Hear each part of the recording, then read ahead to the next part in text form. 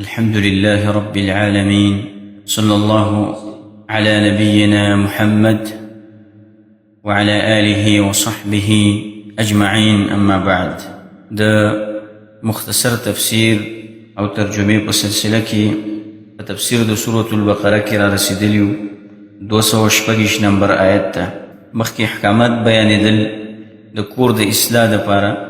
کور اصلاح بسنگه که کور کی مسائل رازی ده خزی خاون پا بینس کی نو مغا احکامات او اغا مسائل شروع دی.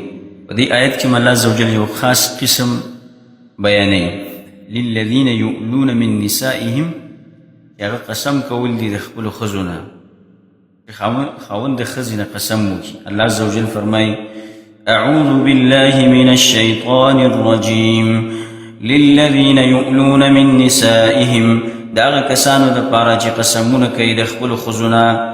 تربص 4 اشهر، نو انتظار دې د سلورو میاشتو. فإن فاؤوا، نو کچرته دی راو ګرځېدل د قسم نه راو ګرځېدل. فإن الله غفور رحیم، یقینا الله بخون کې مهربان دی. قسمونو خبر روانه و مخی دا د خزینه قسم کوي خاون چې زه به تا ته نه نږدې کېږم، یعنی د څلورو میاشتو مودې قسم وکړي سړی چې زه به تا ته څلورو میاشتو پورې نه نږدې کېږم، او یا موده پکې تعین نه کړي. نو بیا قانون دا دی، حکم دا دی چې دی به انتظار کوي تر څلورو میاشتو. که د دې څلورو میاشتو نه مخکې دی واپس شو خپلې ښځې ته، نو دی به څه کوي؟ قسم کفاره به ورکوي. او که څلور میاشتې پوره شوې او بیا واپس شو، بیا په ده باندې کفاره نشته، بیا په ده کفاره نشته دی. او که یو سړی دی چې د څلورو میاشتو نه زیات دا ټیم لکه ده تعین کړی نه دی او بیا واپس کېږي، نو بیا به دی څه کوي؟ قسم به ماتوي او کفاره به ورکوي. او یا یو سړی داسې دی چې هغه خپله ښځه وساتي، نه ورته رجوع کوي او نه پرېږدي، نو دې سره به څه کوي؟ دا به قاضي ته راښکلی شي او قاضي به ورته وایي چې یا رجوع وکړه او یا څه وکړه، دا ښځه پرېږده، طلاق یې کړه. داسې نه دی چې ستا به خپل خواهش وي او چې په ښځه باندې څه کې نو هغه پې کولی شي. لکه دا بعضې پښتانه ځان ته ډېر غیرتي وایي که نه، د برېتو نه وینې څاڅي او زه به ښځې سره داسې وکړم او دا وکړم او نه یې پرېږدم او نه یې طلاق وم. هغه دې ته غیرت وایي. غیرت به داسې چا وکړه چې هغه خو لږ زورور خو وي که نه. ښځه کمزور مخلوق دی، ته په هغه باندې خپل زور ازمایي، کمزور مخلوق. نو قاضي به دا راکش کولی شي. ګوره د اسلام احکاماتو باندې به لوبې نه کوي. یې ښځه د ځان سره وساته، ښځه ورته وویوه او یا یې طلاق کړه چې بل خاوند وکړي ځان. نو دا احکام الله بیانوي په دې آیت کې. وإن عزموا الطلاق، او که چېرته دې اراده لري د طلاقو، اراده د طلاقو کړې وه، فإن الله سميع عليم، یقینا الله اوریدونکی دی، پوه دی. اوس که اراده د طلاق وجي لکه ښځه نه ساتم، الله دا خبرې اوري، به طلاق واقع کېږي.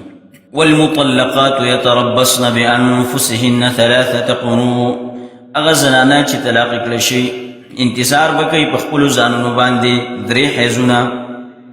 دا اوس بله مسله الله بیانوي، د طلاق شوو ښځو عدت بیانوي.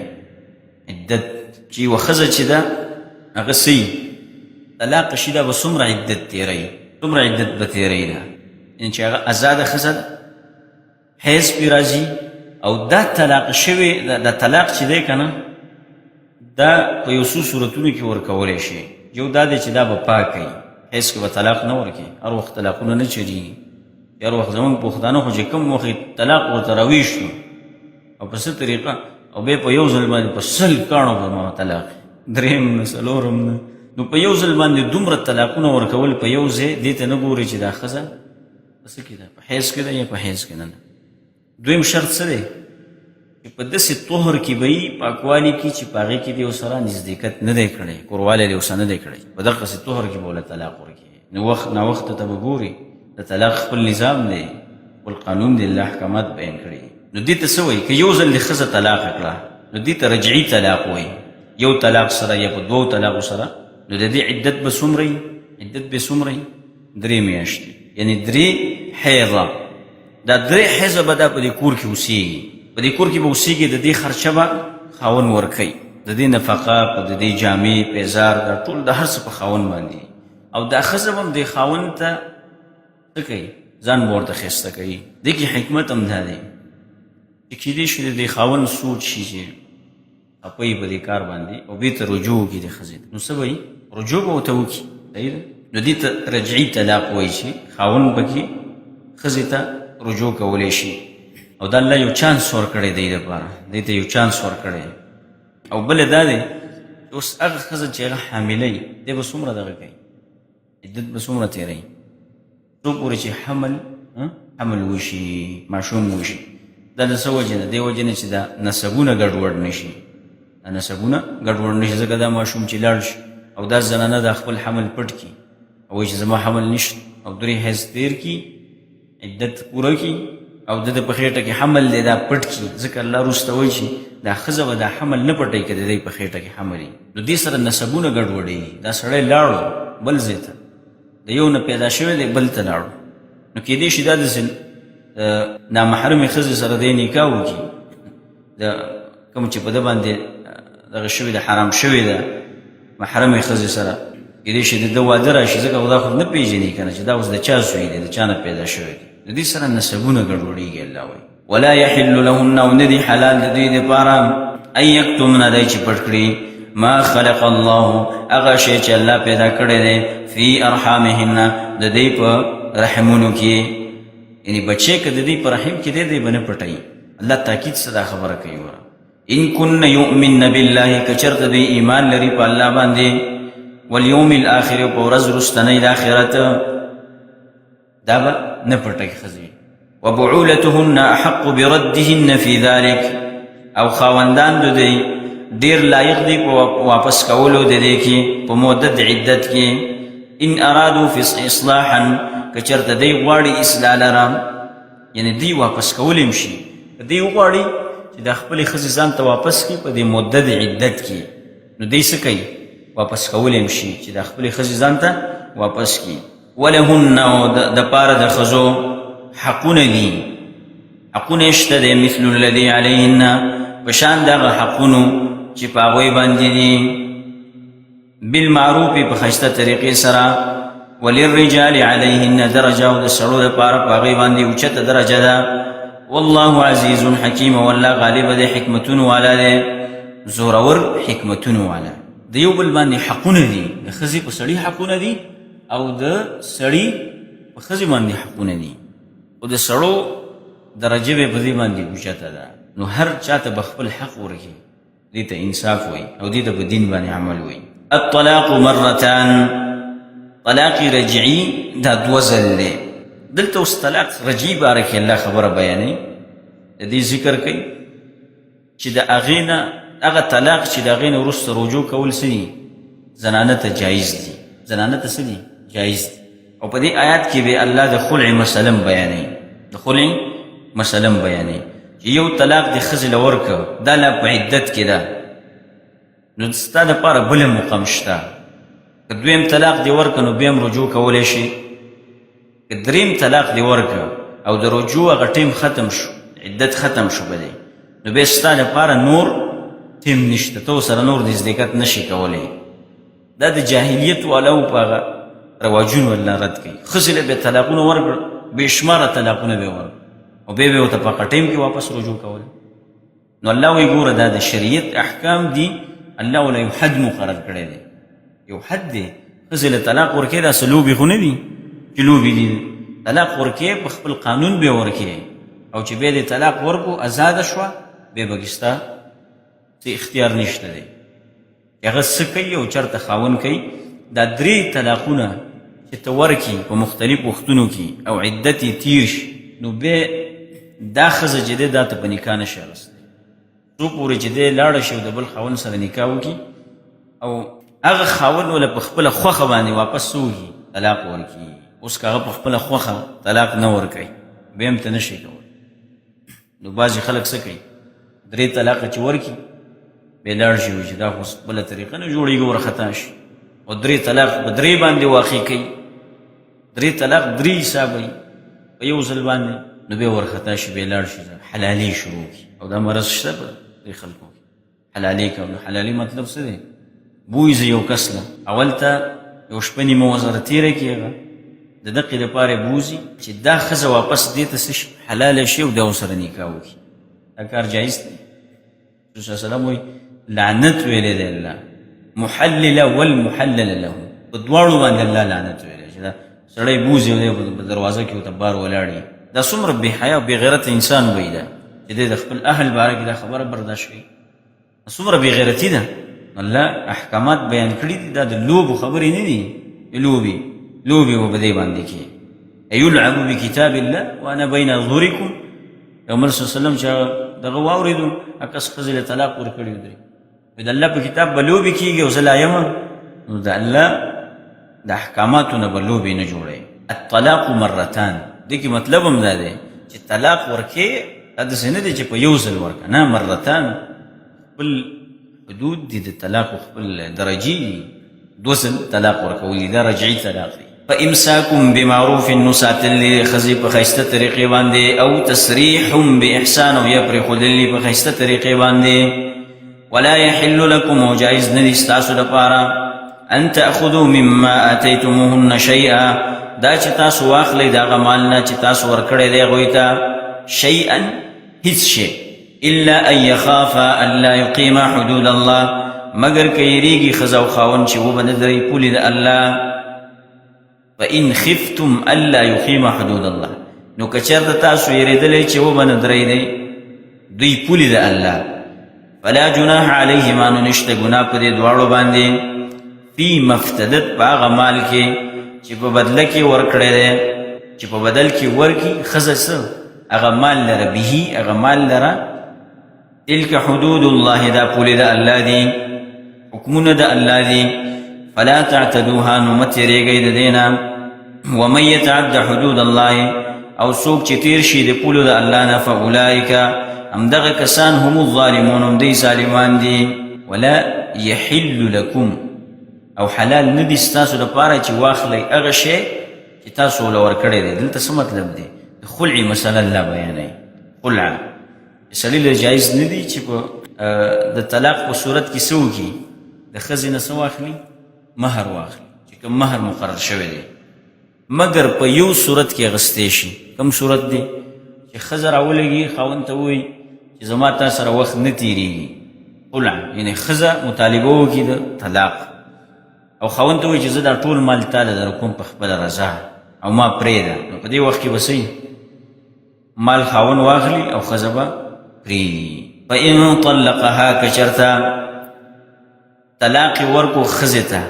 څوم طلاق شو دریم طلاق دوه خو ذکر شو رجعي فإن طلقها که چېرته ښځې ته طلاق ورکو دریم طلاق فلا تحل له نو حلال نه ده دا ښځه له هغه لره من بعد وروسته د دې نه حتی تنکح زوجا غیره تر دې پورې چې نکاح وکړي د بل خاوند سره دا دریم طلاق دی که دریم طلاق نه وروسته موږ څه وویله چې رجوع نشي کولی تر دې چې د بل خاوند سره نکاح وکړي او هغه ورسره نزدېکت وکړي کوروالی وکړي ورسره او دا شرط دا په حدیث کې ذکر دی او دغه دریم خاوند چې دی بیا به دې له طلاق ورکوي هغه هم په خپله خوښه باندې او بیا به ده ته جایز کېږي خو په نوي نکاح باندې په نوي نکاح دی به ورسره نوي نکاح تړي خو په دې شرط باندې چې د دې دا ګماني چې دی به د الله احکامات عملي کوي په دې باندې به عمل کوي او یو بل حقوق به ساتي رعایت به کوي د یو بل حقوقو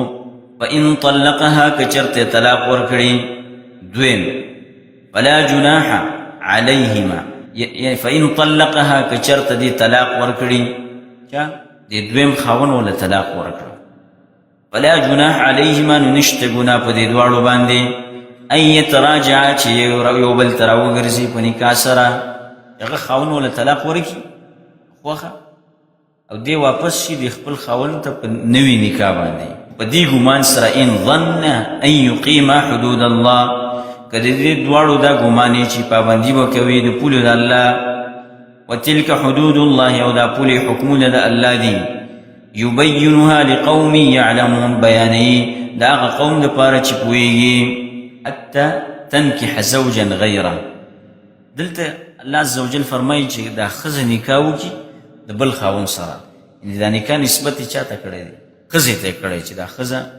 اختیار د نکاح لري.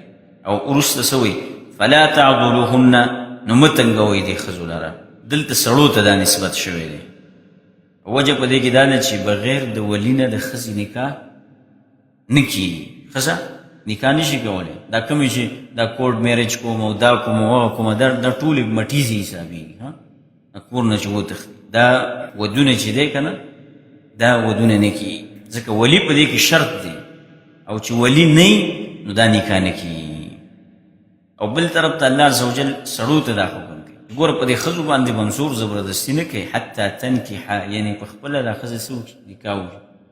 یعنې د دې هم پکې اختیار شته د دې ښځې چې څوک یې خوښ یا یې خوښ نه وي دا ویلی شي چې دا مې خوښ دی نکاح کوم ورسره او دا مې نه دی خوښ نکاح ورسره نه کوم. تنو کې دا کار دی چې څوک به ترې خبر هم نه وي، کور ته به راشي ښځې ته به وایي کار مې وکړه. څه کار دی وکړه؟ پلاني له مې لور مې ورکړه، دوکان کې مې ولید دلته خبره مې ورسره وکړه. دا د دوکانونو شی هم نه دی چې ته نه کور کې مشوره کړې نه جینۍ ته څه وایې او په لاره باندې یو سړی دې راونیو نکاح دی.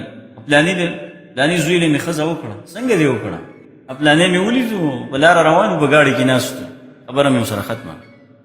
هلکه ته خو صبر وکړه که نه ضد هم پکې ووایه. پلاني له زور ورکوم وایي زور چا له ورکوي؟ یې دې جینۍ له ورکوي دې هلک له ورکوي. بیا سبا دې کې دا مسئله چې یو بل یې خوښ نه وي کور نه جوړېږي دې سره. دا کار نه دی په کار. اختیار د زنانه هم شته. دې نه به هم تپوس کوي تپوس به کېږي. دا احکامات ډېر اوږده دي او زمونږ خبرې مختصر دي تفسیر د دې وجې نه ډېر تفصیل نشو کولی. واذا طلقتم النساء کله چې تاسو طلاق کړئ زنانه فبلغن اجلهن نو پس نږدې شي نیټې خپلې ته فامسكوهن بمعروف نو وساتئ دې لره په ښایسته طریقې او سرحوهن بمعروف او یې پرېږدئ دې لره په ښایسته طریقې ولا تمسكوهن ضرارا لتعتدوا او مه بندوئ دې لره دپاره د ضرر ورکولو د دې دپاره چې تاسو زیاتی کوئ. کله چې د ښځه طلاق کړه او نیټې ته ورسېده یا یې وساته او یا یې څه کړه پرېږده. خو دا نه چې طلاق دې ور ورکړی دی او د عدت د تېرېدو نه مخکې بیا څه کې لکه د عربانو په شان دغې طلاق به ورکړو او عدت تېرېدو نه مخکې به یې ورته رجوع کوله او د دې به هېڅ حد به نه و معلوم. د دې نیټه به نه و معلومه که په یو ځل بیا وله 100 طلاق ورکړو که 20 به ورکړو هسې یو ټوکې جوړې کړې وې د طلاقونه. الله وایي ګوره دا د الله پولې دي. د الله آیتونو پسې به ټوکې نه کوئ. ولا تتخذوا آیات الله هزوا. الله په آیتونو پسې دې پسې به ټوکې نه کوئ په احکامو پسې. صحیح ده. نو د دې وجې نه هم شریعت د ټوکو طلاق حساب طلاق حساب ټوکې کې طلاق ورکړه که نه نو بیا د ټوکو طلاق شو. ځکه چې بیا به څه کړي ښځه نه هغه یو راغلی و شیخ صاحب ته ویلي وایي شیخ عبدالسلام رحمه الله وایي شیخ صاحب ښځې له مې طلاق ورکړی دی. وایي څنګه خو په مینه کې مې ورکړی دی. وایي دا کېږي که نه کېږي؟ شیخ ورته وایي ته د مینې طلاقې شو. بعضې داسې وایي طلاق ورکړي بیا ورختای چې زه څه چلو. هلکه دې نه مخکې سوچ کوه که نه. سوچ که دا خو څه ګپ نه دی که نه چې ته یو ځل نه بس پریشر کې راشي وینې دې ګرمه شي په ګرمه کې راشي ورځ بس ښځې له طلاق ورکړي بیا دې خوله ورانه ګړي یو پسې ځي بل پسې ځي. دا د الله احکامات الله وایي دا په ټوکو باندې نه رانیسي. ومن یفعل ذلک او چا چې وکړه دا کار فقد ظلم نفسه نو یقینا د ظلم وکړه په خپل ځان باندې. ولا تتخذوا آیات الله هزوا او منیسئ د الله آیتونه په ټوکو سره. واذکروا نعمت الله رایات کې احسانات د الله علیکم په تاسو باندې. ور د الله آیتونه په ټوکو نه نیسئ. الله نعمتونه رایات کې په خپل ځان باندې. وما انزل علیکم هغه چې رالیږلي دی الله په تاسو باندې من الکتاب د کتابنا والحکمت او د سنتنا یعظکم به الله تاسو ته نصیحت کوي په دې سره. واتقوا الله واعلموا او ویریږئ د الله نه او پوه شئ ان الله بكل شيء عليم یقینا الله په هر شي باندې پوهه دی. واذا طلقتم النساء کله چې تاسو طلاق ورکئ زنانو ته فبلغن اجلهن نو ورسیږي هغې نیټې ته فلا تعضلوهن نو مه منع کوئ هغې لره تنګوئ مه ان ينکحن ازواجهن چې نکاح وکړي د خپلو خاوندانو سره اذا تراضوا بینهم بالمعروف کله چې رضاوي دی په خپل منځ کې په ښه طریقه. اوس الله دا بل حکم بیانوي، کومه ښځه چې طلاق رجعي طلاق شو او عدت یې تیر شي نو دې خاوند نه جایز دی چې بېرته دا په نوي نکاح باندې واخلي، د ولي نه به څه اخلي؟ اجازت به اخلي، او مهر به څه کوي؟ مهر به ورله مقرر کړي. خو چې کله دا ښځه راځي، ګوره کله ښځه راځي، او دا آیت نازل شوی دی د معقل ابن یسار رضی الله عنه د خور باره کې. کله هغه خپل خاوند طلاق کړه، خپل خاوند څه کړه او عدت د هغې ختم شو، نو بیا یې ویله چې زه بېرته دې څه کومه، د خپل خاوند ته څه کومه. خاوند ورته وایي چې زه رجوع کول غواړم.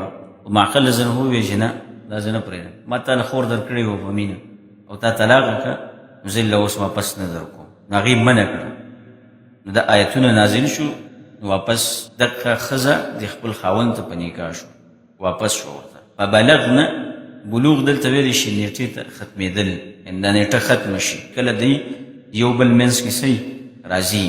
اذا تراضوا بینهم بالمعروف، کله راځي دی په ښه طریقه باندې. ذلك یوعظ به، دا حکم په دې سره نصیحت کیدی شي. من کان منکم یؤمن بالله والیوم الآخر، هغه چاته چې کان یؤمنو چې ایمان راوړي په تاسو کې، ایمان لري په الله باندې، په ورځ د آخرت باندې. ذلکم ازکا لکم، دا کار ډېر پاکونکی دی ستاسو لره، ستاسو عزت لره څه کوي؟ ډېروي. واطهر، او ډېر ښه پاکونکی دی. والله یعلم وانتم لا تعلمون، والله پوهېږي خلکو په زړونو باندې پوهېږي، وانتم لا تعلمون، او تاسو نه پوهېږئ. اسکا دا خبره چې دا ستاسو زړه پاکوي، او اطهر او ظاهر او بدن دا دواړه د پاکوي. ځکه د دې په منځ کې یعنې چې کله طلاق ورکړه، بل خاوند سره واده وکړه او هغې وله طلاق ورکړه، بل خاوند سره بېرته نکاح کولی شي. اطهر مطلب دا دی چې د ښځې خاوند منځ کې ډېرې قیسې راشي که نه، نو که دا کار تاسو وکړئ، واپس رجوع وکړي، صلح راشي، نو د دې په منځ کې به هغه زړونو کې چې کومې خبرې دي هغه به ختمې شي، زړه به یو بل ته پاک شي.